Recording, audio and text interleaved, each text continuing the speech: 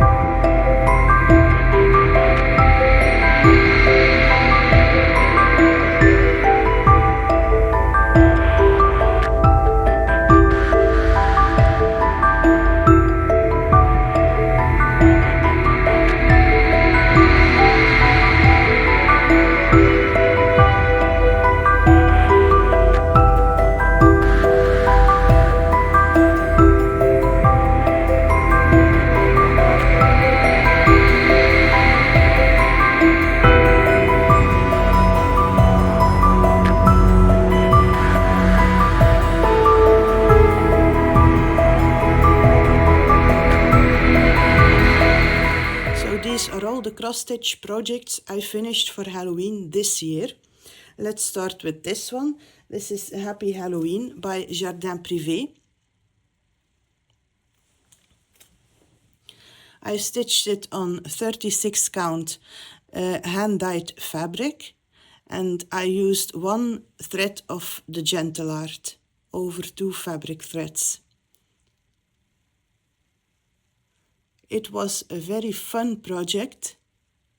The only thing I changed is the spider. In the pattern it has 6 legs, so I gave it 8. Other than that, it's just as in the pattern. I laced it on a piece of cardboard and I sewed down the corners. I use double-sided tape to hang it on my wall. I use a painter's tape so I don't damage the wall, but it stays very well. I made another pattern from Jardin Privé, Halloween tout simplement. And this is the result.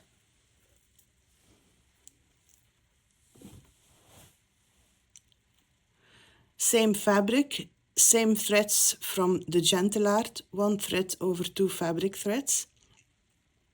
I use these supports.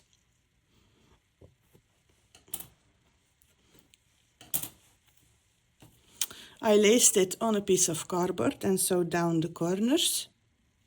And I made sure I had enough room here to put my support.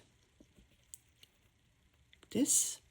And then I have some more room here, so I can place my support, and I have some extra room for some decoration, which is always fun.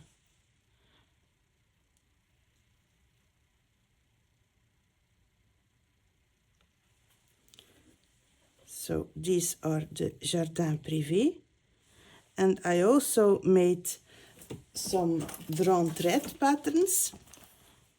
This is the first, Simply Scary, and this is the result. I used the same fabric, 36 count, hand dyed, but here I used 2 threads over 2. The same colors from the Gentle Art. I did this because I thought if I use 2 threads over 2 and then I did the moon with 1 thread, that it would be a bit of a difference, but it isn't. So if you're afraid to use 1 thread over 2 on 36 count, don't be. The coverage is just as nice as when you use 2 threads. The spiders here are little micro buttons. I laced it on a piece of cardboard like the other ones. And then I use double-sided tape to place it on the support. The support is easy to store and save for next year. This is just a piece of patchwork fabric. I ironed on a support, so when I cut it to size, it won't fray. And this is a little ribbon. And again, I used simply double-sided tape to fix it to the support. I think it looks nice. But when I was making this pattern, I saw that the drawn thread, they use 32 count fabric with 1 thread over 2, and I was very curious to the result, so I chose this pattern, full moon, and I made this one. So this is 32 count vintage country mocha with 1 thread of the gentle art over 2, and I really like the result. The coverage isn't as good as on 36, but I think it really suits the design. It's a bit primitive. I really love this. Again, with a little button for the spider. This one I laced on the cardboard. First I cut out a square and then I cut the corners. And it's attached to the support again with double-sided tape. This is a bit of cord and a little pumpkin bell. So this is the result. And then in the pattern there are 2 small charts extra, so of course I made those as well. And this is 40 count fabric.